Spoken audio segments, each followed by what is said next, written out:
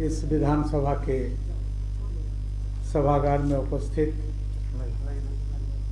विधानसभा के प्रेस सलाहकार समिति के तमाम सदस्यगण एवं राज्य के प्रतिष्ठित मीडिया संस्थानों से यहाँ उपस्थित महानुभाव, हमारे साथ मंच में झारखंड सरकार के मंत्री माननीय श्री मिथिलेश कुमार ठाकुर जी, झारखंड विधानसभा के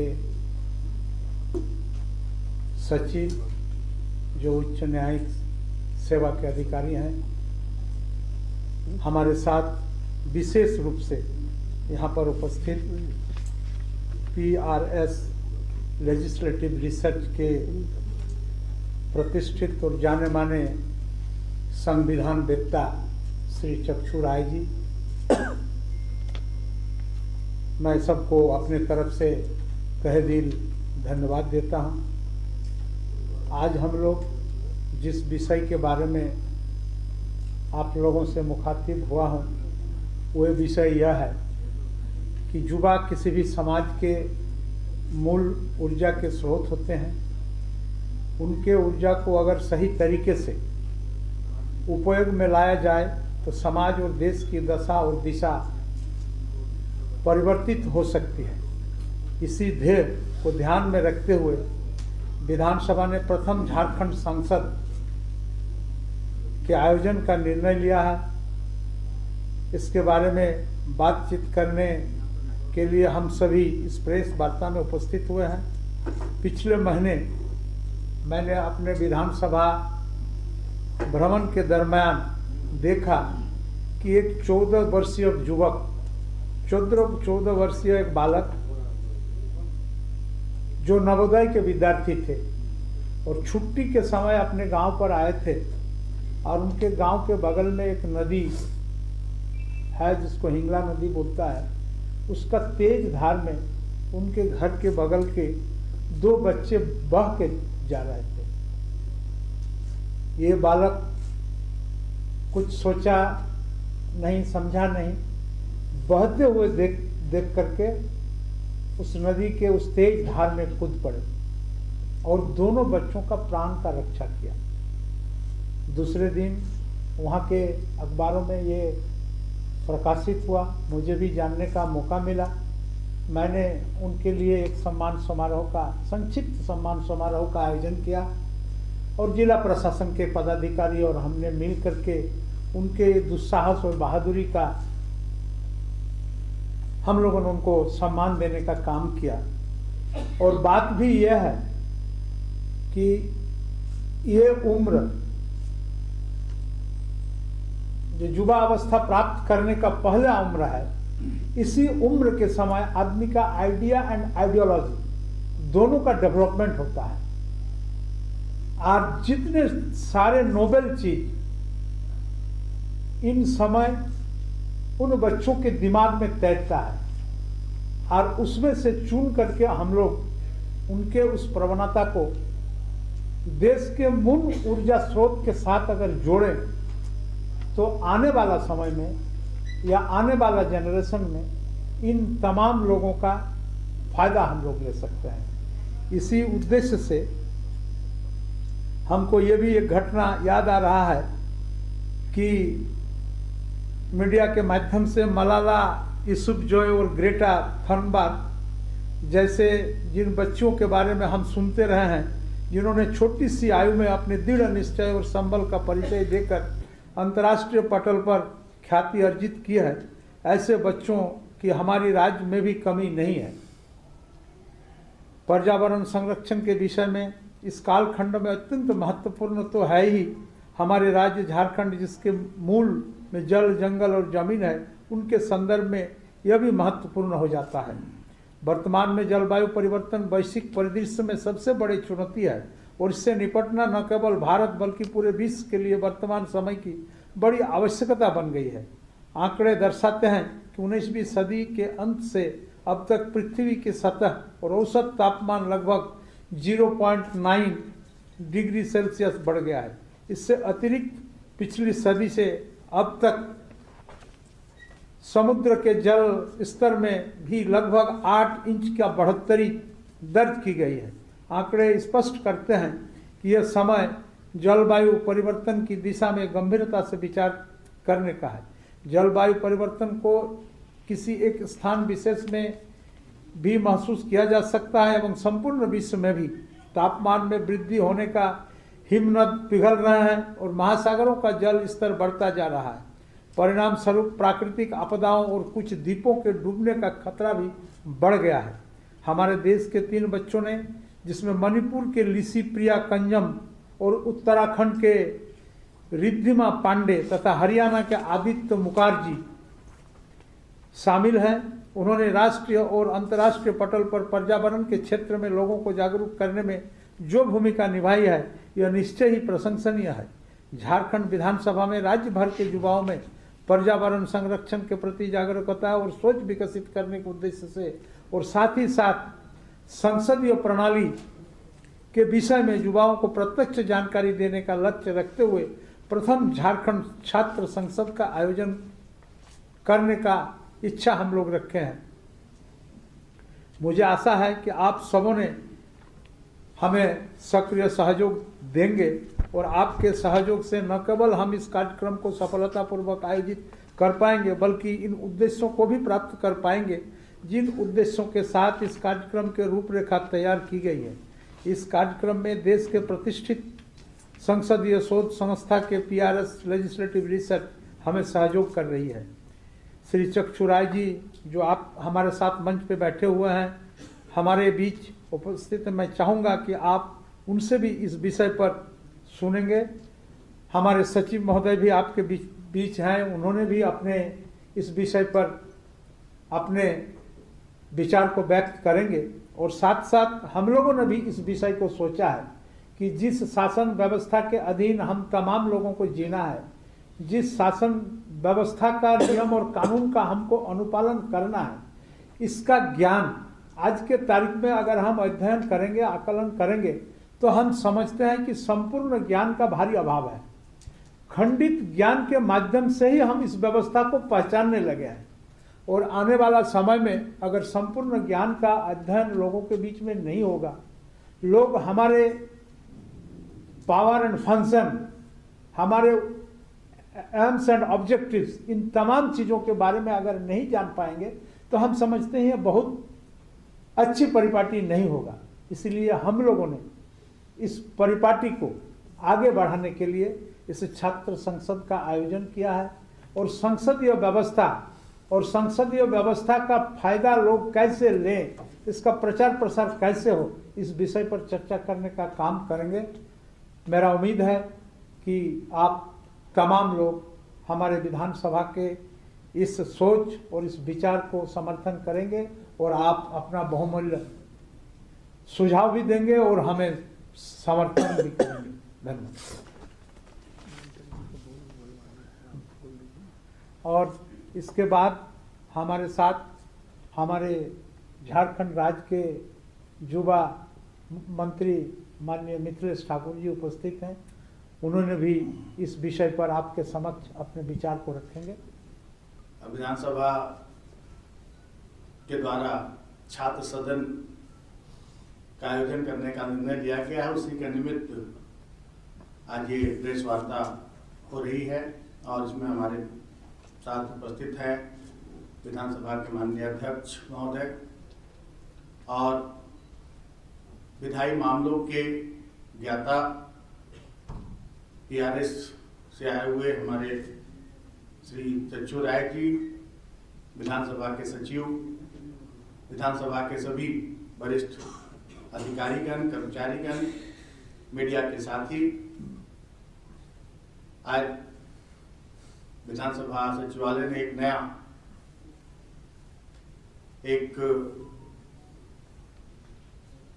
पहल शुरू किया है कि छात्र सदन का आयोजन किया जाए। और जैसा कि आप सभी जानते हैं कि हमारा राज्य खनिज संपदाओं से परिपूर्ण, वनों से पूरी तरह से आच्छादित हमारा राज्य है। इसलिए इस जो छात्र सदन का आयोजन किया गया है, इसका नाम रखा गया है यूथ फॉर ग्रीन झारखंड। कि कैसे हम अपने राज्य के खनिज संपदाओं का संरक्षण तो करें ही, उनका दोहन जिस प्रकार हो रहा है और उसका हमारी प्रकृति पर जो प्रतिकूल असर हो रहा है, उससे कैसे बचा जाए, हम अपने वनों का संरक्षण कैसे करें ताकि जलवायु जिस तरह से प्रभावित हो रही है उस पर नियंत्रण कैसे हो। तो एक बड़ा ही सराहनीय कदम है। और जैसा कि सभी लोग जानते हैं कि छात्र हमारे देश के, हमारे राज्य के भविष्य हैं और उनको अगर उचित समय पर इस तरह की कार्यशालाओं से अगर उन्हें उचित समय पर अच्छी जानकारी विशेषज्ञों के द्वारा उपलब्ध कराई जाए तो निश्चित रूप से ये हमारे राज्य के भविष्य के लिए हितकारी होगा। और बाकी सारी बातें विस्तार पूर्वक माननीय अध्यक्ष महोदय ने रखी है। मैं इतना ही कहकर ये जो सार्थक पहल है ये अपने मुकाम तक पहुंचे और इसका लाभ हमारे राज्य के वासियों को हो। मैं माननीय अध्यक्ष महोदय को इस आयोजन की सफलता के लिए बहुत बहुत शुभकामनाएं देता हूं और सभा सचिवालय को भी, जो विधानसभा सचिवालय के सभी अधिकारियों को, कर्मचारियों को भी इसके लिए आग्रही रूप से शुभकामनाएं देता हूं कि छात्र संसद का जो आयोजन किया है ये सफलतापूर्वक अपने मुकाम पर पहुंचे और राज्यवासियों को इसका संपूर्ण लाभ प्राप्त हो। हम लोगों के बीच हमारे झारखंड विधानसभा के न्यायिक सेवा के सचिव जी इस विचार पर अपना विचार व्यक्त करेंगे। आदरणीय अध्यक्ष महोदय के द्वारा सार गर्भित यह सोच हम लोगों के समक्ष रखी गई थी कि छात्रों को जो हमारे भविष्य हैं उनको लोकतांत्रिक पद्धतियों से जानकारी दी जाए ताकि आगे चलकर जब वो बड़े हों तो लोकतंत्र को बनाने में हमारी मदद कर सकें। माननीय अध्यक्ष महोदय ने इसमें विषय वस्तु भी इस प्रकार से चुनने का प्रयास किया है जिसमें से 4 पूरी तरह से झारखंड के लिए आवश्यक है, जो जलवायु परिवर्तन, वन संपदा संरक्षण, पर्यावरण संरक्षण, खनिज संपदा का उत्खनन जैसे विषय हैं और केवल एक विषय उसमें भारतीय लोकतंत्र का है। तो जाहिर है कि माननीय अध्यक्ष महोदय इतनी दिलचस्पी लेकर इस प्रोग्राम को तैयार किए हैं। मैं चाहूँगा कि इस प्रोग्राम का तो ऐसे आप लोग को वितरित की गई थी, लेकिन उसे पूर्ण विवरण के साथ मैं आप लोगों को बता सकूं तो अच्छा होगा। इस आयोजन के लिए जो हम लोगों ने प्रोग्राम बनाया है उसमें इस प्रकार है। दिनांक 8-10-21 को तक 8-10-21 तक सभी विश्वविद्यालय और महाविद्यालय का एक नोडल पदाधिकारी का नाम पदनाम हम लोगों ने प्राप्त किया है और करेंगे। अभी 2 दिन बच रहा है। उन सब नोडल पदाधिकारियों के मार्फत से हम अपने प्रिय छात्रों से, उन विश्वविद्यालयों और महाविद्यालयों के छात्रों से 21-10-21 तक उन 5 बिंदुओं पर आलेख मांगा है। जो बिंदु बाद में मैं बताऊंगा वो 5 बिंदु, जिसमें से रांची विश्वविद्यालय, सिद्धू कानू विश्वविद्यालय, नीलांबर पीताम्बर विश्वविद्यालय, कोल्हान विश्वविद्यालय, विनोबा भावे विश्वविद्यालय, विनोद बिहारी महतो कोयलांचल विश्वविद्यालय में इन सब से 2 से अनधिक छात्रों का मनोनयन इस प्रकार किया जाना है कि संबंधित विश्वविद्यालय के कार्य क्षेत्र में आने वाले समस्त जिलों का प्रतिनिधित्व हो जाए। क्योंकि जैसा कि आप लोग जानते हैं कि सभी जिले में विश्वविद्यालय है नहीं, लेकिन विश्वविद्यालय का कार्य क्षेत्र उन जिलों में है, तो उसको हर जिला, जो हमारे 24 जिला है, हर जगह से कम 2 हो जाए, इस प्रकार से उन लोगों को निर्देश दी गई है। आगे हमारा प्रोग्राम है कि मनोनीत छात्र जो वहाँ से आलेख भेजेंगे, तो उन सब छात्रों को 25/10/21 को PRS लेजिस्लेटिव रिसर्च के माध्यम से हम लोग मिलकर संसदीय कार्य व्यापार से अवगत कराया जाएगा। और उन लोगों को फिर आगे 27 एवं 28 तारीख को 1 दिवसीय या जरूरत पड़ी तो 2 दिवसीय वीडियो कॉन्फ्रेंसिंग के माध्यम से एक्सपर्ट पैनल के समक्ष उन लोगों के आलेख को प्रस्तुत करवाया जाएगा। और उस प्रस्तुति के बाद हम लोग उनमें से 24 छात्र को अंतिम रूप से चुनेंगे, जो छात्र संसद के लिए बाद में हम लोग लेंगे। तो उन 24 छात्रों का चयन हम लोग जो करेंगे उसमें है कि आलेख जो मांग रहे हैं वो 500 से 700 शब्द का होगा, और उसका प्रस्तुतिकरण विषय वस्तु, अनुशासन एवं संसदीय मर्यादा, ज्ञान वगैरह के आधार पर उनमें से हम लोग चयन करेंगे छात्रों का। जैसा कि हमने पहले भी बताया था कि आलेख में चयनित विषय वस्तु क्या होगी, तो एक है जलवायु परिवर्तन के प्रभाव एवं निदान के उपाय। यह विषय वस्तु झारखंड से पूरी तरह समाहित है। दूसरा, राज्य की खनिज संपदा का उत्खनन एवं पर्यावरण संबंधी चुनौतियां, ये भी हमारे झारखंड के लिए बहुत ही प्रासंगिक विषय है जी। राज्य की खनिज संपदा का उत्खनन एवं पर्यावरण संबंधी चुनौतियां। तीसरा, एक बहुत ही बृहद और जनरल विषय है जो पूरे भारतवर्ष के लिए, हमारे लोकतांत्रिक सिद्धांतों के लिए आवश्यक है कि 75 वर्षों के आईने में हमारा भारतीय लोकतंत्र। चौथा हमारा सब्जेक्ट है झारखंड राज्य की वन संपदा एवं संरक्षण के उपाय। पांचवा है वन पर्यावरण संरक्षण की वर्तमान कानूनी व्यवस्था एवं इसका संवर्धन। जाहिर है कि ये पांचों सब्जेक्ट बहुत ही समसामयिक है और पर्यावरण संरक्षण की वर्तमान कानूनी व्यवस्था एवं इसका संवर्धन, ठीक है। अब इन सब आलेख को और वीडियो कॉन्फ्रेंसिंग से हम लोग जब इन बच्चों का सुन लेंगे, उसके बाद हम लोग इन छात्रों का मार्किंग जो किया जाएगा वो 3 ग्रुप में बांटकर किया जाएगा और उसी को चयन प्रक्रिया हम लोग संपादित करेंगे। 3 ग्रुप हमारे पदाधिकारियों,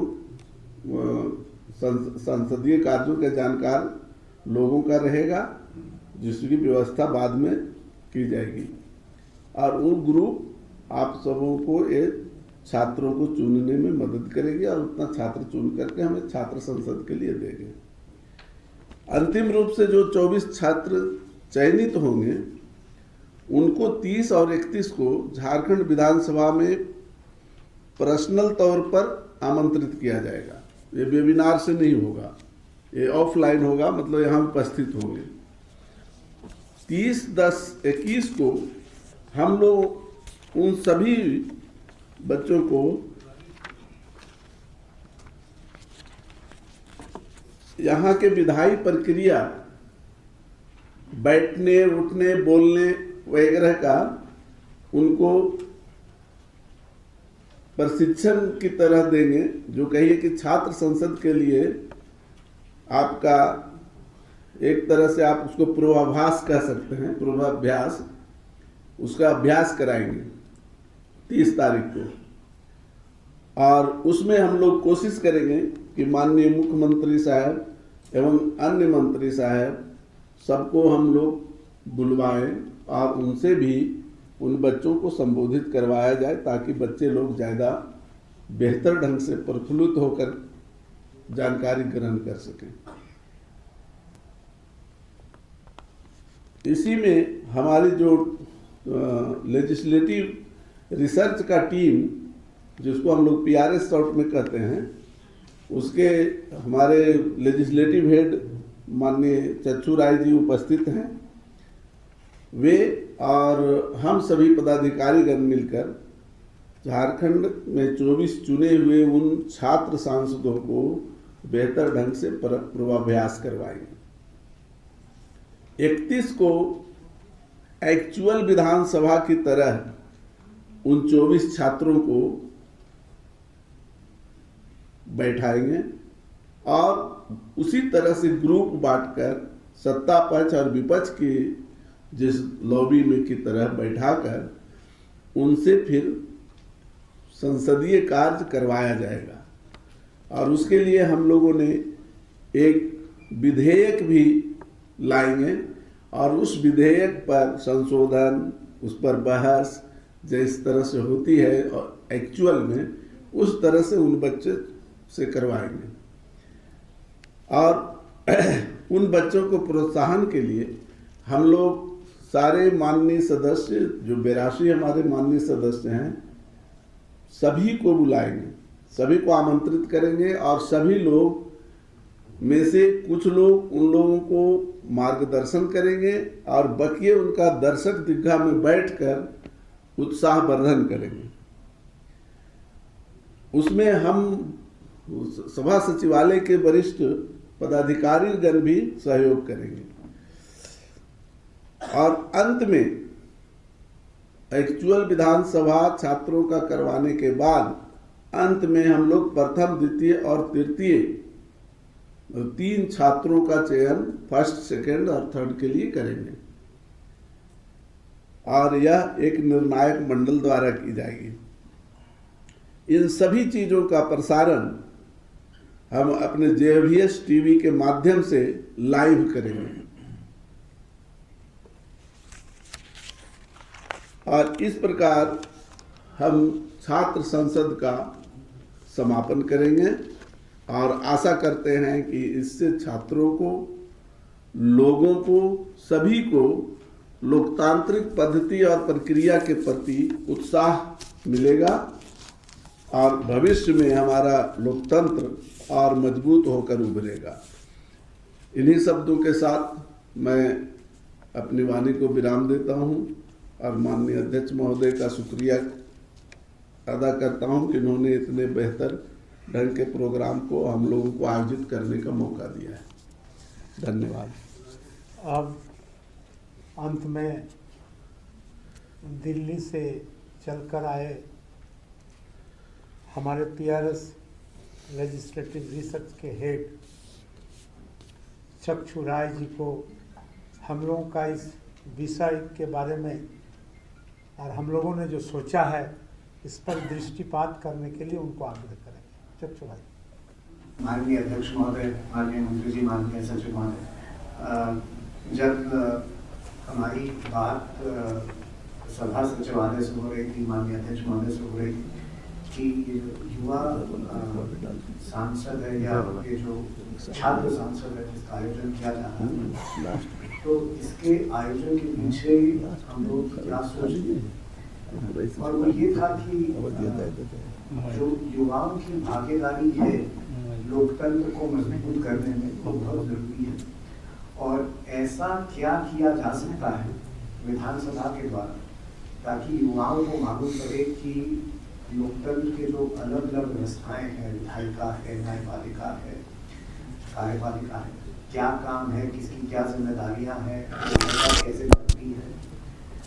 और क्योंकि विधायिका का एक बड़ा काम रहता है एक ब्रिज होना लोगों के बीच में और विधायिका के बीच में, तो ये जो पहली बार छात्र सांसद का आयोजन किया जा रहा है ये बड़ा अच्छा है। मैं एक आखिरी बात कहना चाहूँगा, कोई देर पहले जब मैं यहाँ पे आया था तो मैं और माननीय अध्यक्ष महोदय हम लोग बात कर रहे थे और एक बात ये उभर के आई थी कि दूसरे विश्व युद्ध के बाद काफ़ी सारे देश आज़ाद हुए थे ब्रिटिश कॉलोनियल रूल से, और उतने सारे जो देश आज़ाद हुए 1950 के बाद, उनमें सिर्फ भारत ही एक ऐसा बड़ा देश है जहाँ पर लोकतंत्र अनइंटरप्टेड अब तक चलता आ रहा है। और इसका एक जो क्रेडिट जाता है वो हमारी विधायिका को जाता है। तो कैसे विधायिका के कामकाज को ज़्यादा लोगों तक ले जाया जा सके, ज़्यादा उसमें लोगों की भागीदारी हो सके, उसके लिए इस छात्र सांसद का आयोजन किया जा रहा है। माननीय अध्यक्ष महोदय, मंत्री महोदय, सभा सचिवालय के सभी साथियों को धन्यवाद देना चाहूँगा कि ये पहली पहल जो झारखंड में शुरू हो रही है, मेरी आशा है कि अलग अलग विधायिकाएँ इसको अपने आप उठाएंगी और ऐसी छात्र सांसदों का आयोजन करेंगी।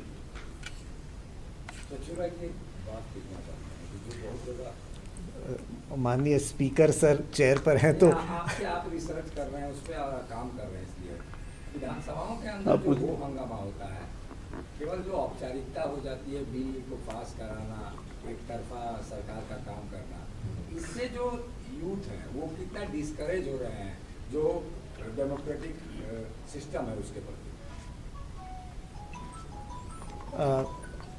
मैं बोलिए, उनका जिज्ञासा को शांत करिए। जी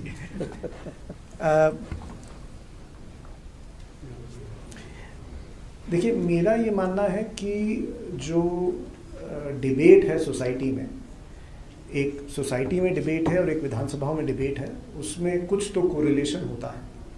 ठीक है, विधानसभाएं एक रिप्रेजेंटेशन है लोगों का, तो अगर हम एक आइडियल अगर विधानसभा चाहते हैं कि एक आइडियल विधानसभा हो या एक आइडियल लेजिस्लेचर हो जहाँ पे डिस्कशन हो, तो हमें एक वो बेंचमार्क सेट करना पड़ेगा कि एक आइडियल विधानसभा कैसे काम करती है, एक आइडियल पार्लियामेंट कैसे काम करती है।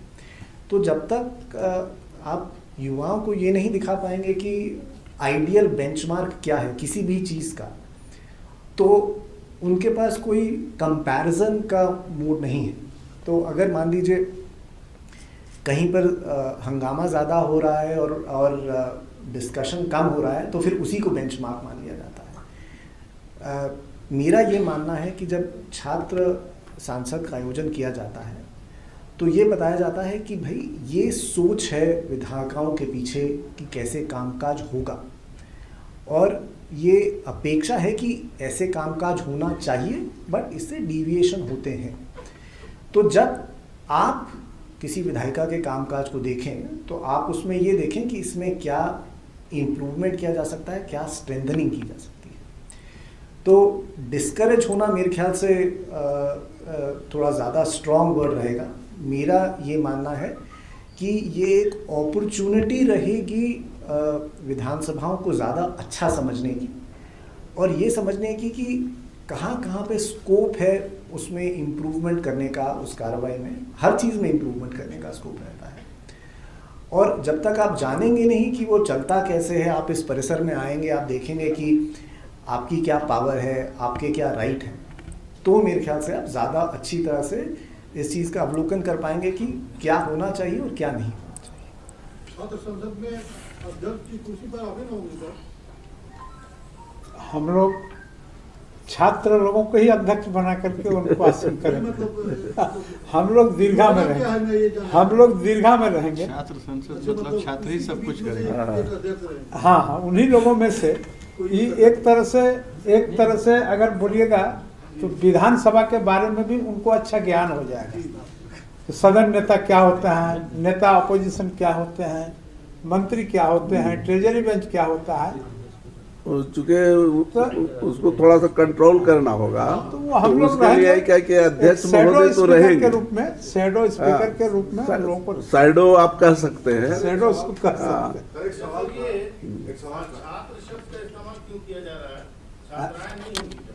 हाँ, छात्र और छात्रा, चलिए छात्र और छात्रा के समाहित रूप है छात्र, छात्रा भी रहेंगी, छात्र भी रहेंगे, अध्ययनरत छात्र छात्रा दोनों ही रहेंगे। सर, इस डिबेट में अगर कोई चीज निचोड़ निकल कर आया जिसपे अगर काम करने से झारखंड का भला हो सकता है, तो क्या युवा सांसद जो सुझाव देगा सरकार तक ये बात रखी जाएगी कि उसको माना जाए? सरकार तक माना जाए नहीं माना जाए ये तो अलग विषय है, लेकिन अगर उन लोगों का छात्र संसद से एक अच्छा संदेश अगर निकलता है तो हम तो चाहेंगे कि पूरे माननीय सदस्यों को उनके अच्छे विचारों को ग्रहण करना चाहिए।